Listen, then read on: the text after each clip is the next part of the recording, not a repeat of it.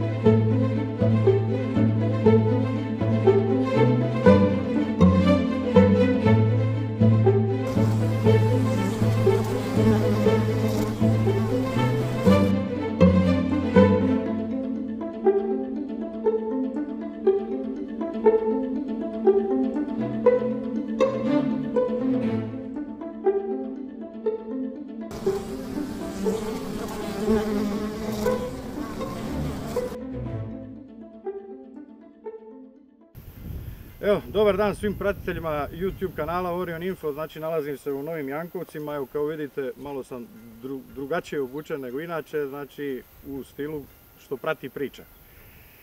Znači, pčelarstvo.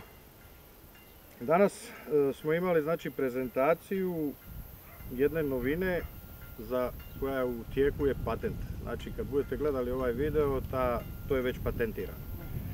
Tako da evo zamolio bi Brkića Grgu da mi se priključi, pridruži i da nam u kratkim crtama pokuša objasniti o kakvom je tu patentu riječ.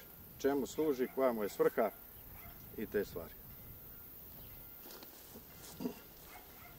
Poštovanje. Evo, to je taj patent, jel da? Jeste. Čemu to služi? To je antivarozna podnica sa integriranim skupljačem peludi. Može se nazvati još i cijelogodišnja, znači može se koristiti i za uzimljavanje pčela, i za proljetno skupljanje peludi, i za ljetno skupljanje peludi, i za jesensko. Malo prije dok ste držali prezentaciju pričali ste da 3 te podnice trebaju, da su te 3 u toj jednoj ta vaša znači, inovacija, taj patent. Je li nešto slično već ima na tržištu? Ne. Znači, ne. Koliko se vi dugo onda bavite pčelarstvom? Dugo. Koliko je to dugo? Dugo. Iz mladosti još ili? Pa ja i tata smo pčelarili prije, kad sam ja bio možda 4., 5. razred, onda smo neki tako 12-14 godina pčelarili i sad se aktivno, baš aktivno sa pčelarstvom bavim, pa to je sad već blizu 20 godina. Blizu 20 godina. To je dosta dugo. Kako ste došli na ideju onda? Zato što sam, vidio sam, ljudi su pokušavali tako nešto, ljudi su pokušavali napraviti skupljače, podnice sa skupljačima peludi, no međutim imali su problema. Ja sam imao vanjske skupljače peludi i odvezao sam pčele u Ilok na Lipu i došao sam 5. dan. Bilo je neko nevrijeme, kiša pala, skupljači puni, peludi, pokisli, sve je propalo i stresi skupljače. Što je najgore, nisam ni vode ponio sa sobom, da ih mogu oprati, ništa, isključi skupljače, pokupi u kantu, odvezi kući i nema skupljanja više peludi u Iloku. Kako se onda znači, rekli ste da se zove ovo? To je antivarozna podnica sa integriranim skupljačem peludi za sva godišnja doba i za uzimljavanje pčela, a ta podnica jedina ima 4 leta.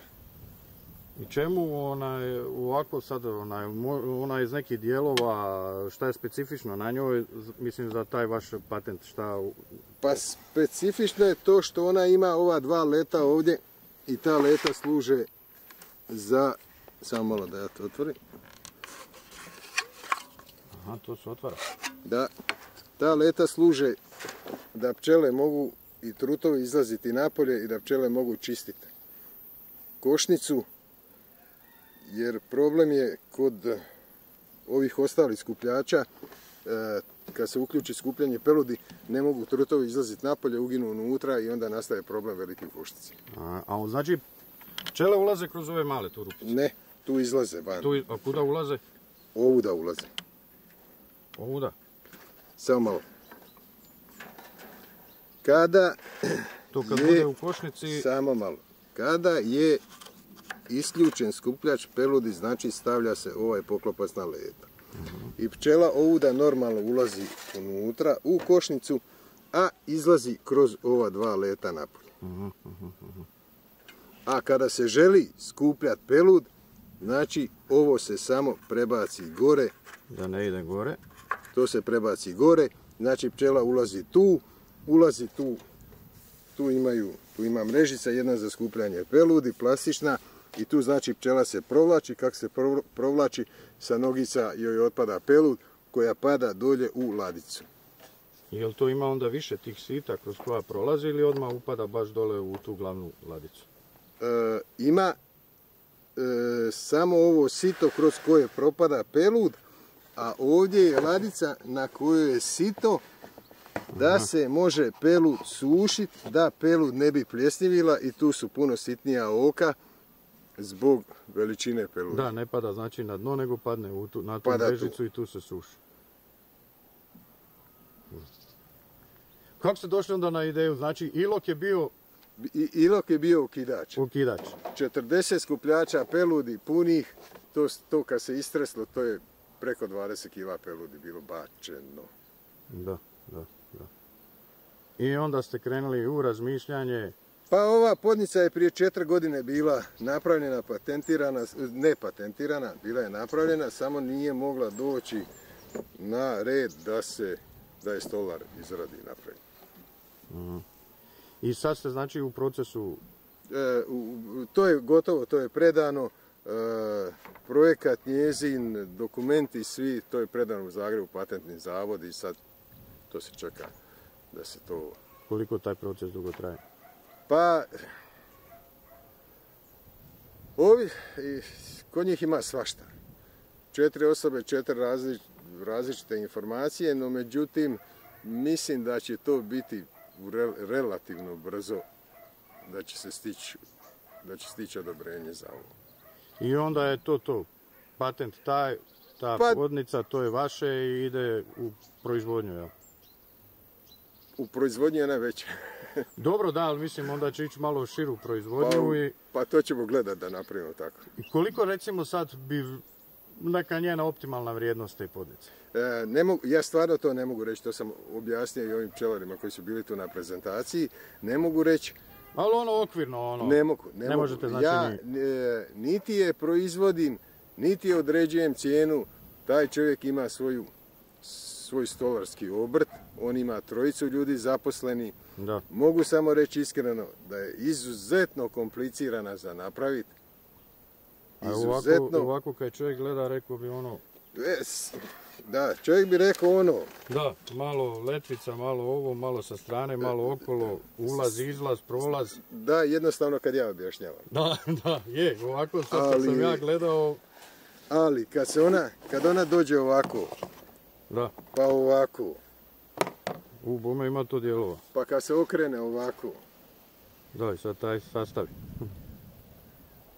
A ona je ovdje ovaj dio iz 3 dijela, to je rađeno iz 3 dijela, to se ne vidi. Ona odavde je jednostavna, ali ona je iz 3 dijela unutra sastavljena. Jel u biti sada onda tu podnicu bi trebala imati svaka košnica? Pa onaj ko želi da se bavi skupljanjem peludi, ovo je nešto što još nema na tržištu i ovu pelud nije potrebno čistiti. A čistiti pelud, ako se nema strojeva za čišćenje peludi, znači to su naočale, pinceta, dobro svjetlo, stavi na stol, razgrni i pincetom se pelud čisti. A ovo se dobije gotov proizvod. Da. A kako se to sada onda u košnicu ugradi kad ona košnica, ko košnica naslagani, oni, da li je dvokatna, trokatna ili ne znam kako se već zove? To imam, to ti mogu poslati, ali evo objasnit ću ti. To je objavljeno na Nektaru, baš taj video montiranja te. Da li se ona stavlja između tih katova ili kako? Ne, ona ide na dno, zato se zove podnica. Aha, znači svi ti nastavci, kompletna košnica se skine, makne se stara podnica, stavlja se ova podnica i na nju dolazi i na ovu podnicu vraćaš sve one nastavke i slažeš s krovom. Nema problema, samo što ću ja... Evo i ja sam stavio zaštitu, rekli ste da garantirate da me neće izujedati. Samo, ići ćemo ovdje. Dosta neće. Ali dobro, kad rekli ste da je zdrav, pa sad. Moram samo... Evo ovdje, evo, da ne tražim sad puno i da tebe... Samo se pomakni se s ove strane jer tu si na prolazu pčele, tu ulijeći, izgor ćeš sigurno. Još se pomakni ovamo. Bravo. Evo recimo to je to. Aha. Pa to onda znači sad ta podnica tu malo je drugačija? Ma, samo druga boja, ništa drugo. A ista je znači? Isto je, to je sve u potpunosti isto. Znači u biti tu je ona sad namontirana, ovaj vaš patent? Da. Tu je ona namontirana, ona radi, ona je ispravna i... Pa da, znači ona ide na dno, gore se slažu ove ostale. Evo. I tu se dobije čista pelud i... Pa da. Nema pljesni, nema smeća, ovo su pčele žive to. Da, probao sam, dirao sam, ko spužvica onako izgleda. Kako pa kad pčela nosi, nije to tolika pelud, ili je? Je. Čak da i neka zrnca biti i krupnija. Evo, tu ima neki malo. Ono na dodir ko spužvica je? Pa, to je pelud. I to se može jesti sada? Da, bez ikakvih problema. Jer vidio sam tu jednog pčelara, on je uzeo i... Nije jedan, nego svi su probali. Svi su probali i jeli su pelud.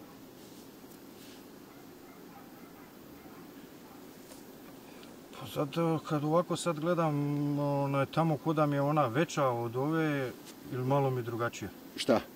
Podnica ta. Razlika je samo što je ova obojana, a ona nije, a potpuno su identične. Da, onaj dio kuda one ulaze, to je gore. To je sa prednje strane. Aha, to je sa prednje strane. Da, ovo je stražnja strana. To ćemo ići snimiti tamo. Pa zato me sad zbunilo, poreko, gdje je da ulaze. Evo vidiš. To je prednja strana i tu malo čuči malo da te pčele ne... Samo tu su stavljeni češljevi i ti češljevi sad služe umjesto onih daščica. Da.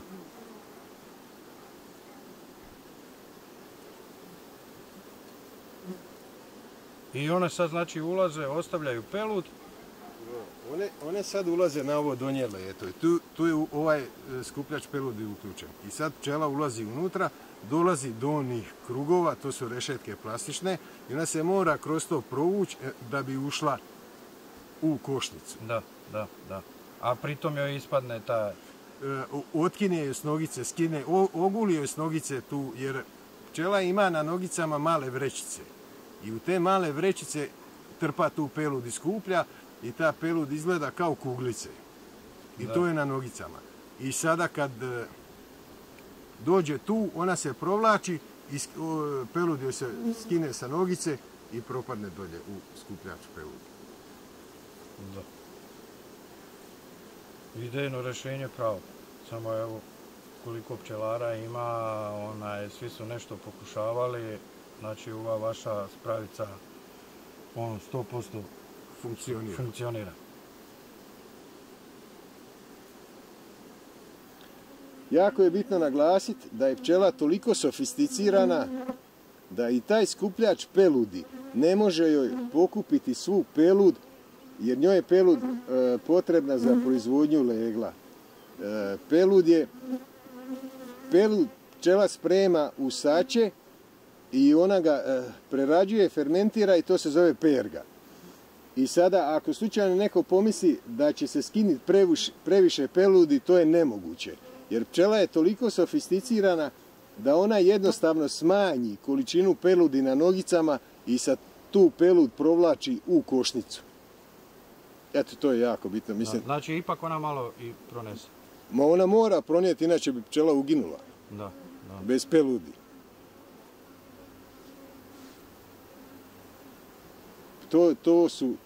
To je presavršena životinja koju još čovjek nije uspio dokučiti.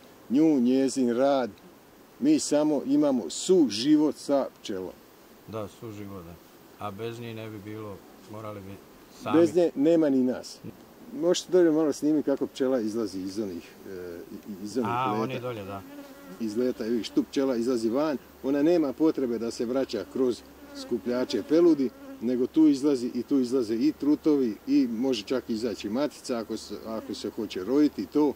Uglavnom, košnica se može normalno čistiti i pčela može normalno izlaziti i trutovi i to je bit te podnice. Eto, to možemo završiti. Evo Grga, znači pri samom kraju sve ste nam fino objasnili i pojasnili. Evo, šta imate za kraj poručiti pčelarima, gdje se može možda doći kad se bude patentirala ta podnica? Podnica se već sada može kupiti kod Pere Struje.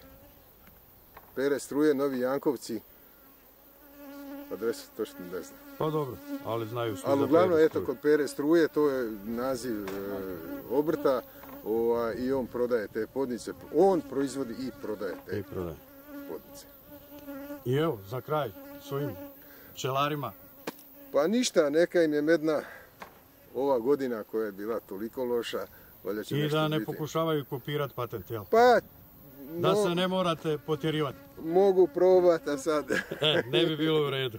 A sigurno da će biti kopiranata, jel tako? Pa, bit će pokušaja, ali ako ovi zaštite to kako treba, to onda neće. Ne, zna se onda čije, šta je, svakom se može utjerati i dokazati. Hvala. Ništa, eto Grga, hvala i sretno i vama u vašem dijelu pčelarstva i što se kaže, neka bude medna, a ne ova sušna godina, ova godina je nikakva.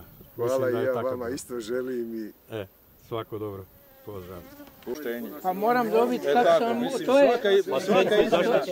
Svaka izmjena na originalu moram dobiti kako se to kaže. Nemoj mi odmah čovjek osporavati te stvari. Probaj nešto napraviti slično. Jel bila? Odlična je, ali... Ne, ja nisam već njega pobijao čovjeku, sad bi on sto u stvari mijenio. Ne, ti praru vidiš to. Ne, ja sam samo za ovu... Ne, Ilija, vidi, ovako, po narudžbi čovjek može sve promijeniti na njoj. Možeš bakar staviti na stolnje. Vidiš, za ovaj promjen ovog križa ovdje, znači da li će biti gore ili dole, to moraš tražiti suglasnost.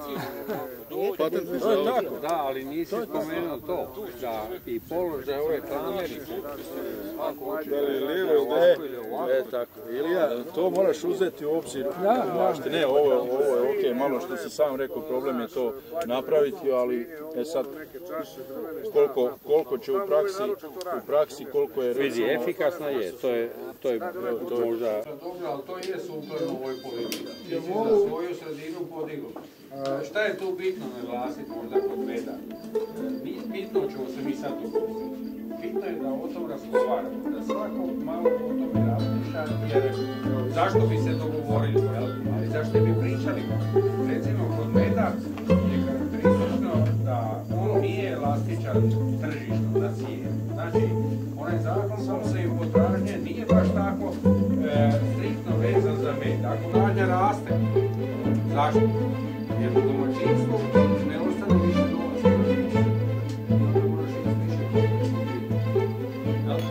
Znači, a većina proizvoda ipak reagira tržišno. Što je veća ponuda, to je manja cijena. To je veća potražnja. Mi sad dogovorili da mi dignemo cijenu na 80 kuna jer je u isti 80. To je tvoja pozicija. Ali globalno je činjenica da smo podcijenili svoj proizvod jako i činjenica da ove godine male proizvodnje čak otkupljivači više ne nude 16, nego puno ozbiljnije svoje. Ali naravno uvijek zabiramo. Hoću bagrem, hoću kesten, a ovo tvoje to ti rješava. Znači ovu problematiku o kojoj je Nikola pričao, naravno se ja to snimio prije 4 godina. Međutim, jednostavno mogli sam to malo prije riješiti, a sad kad smo već otišli toliko daleko, oni smo lijeve strane svi.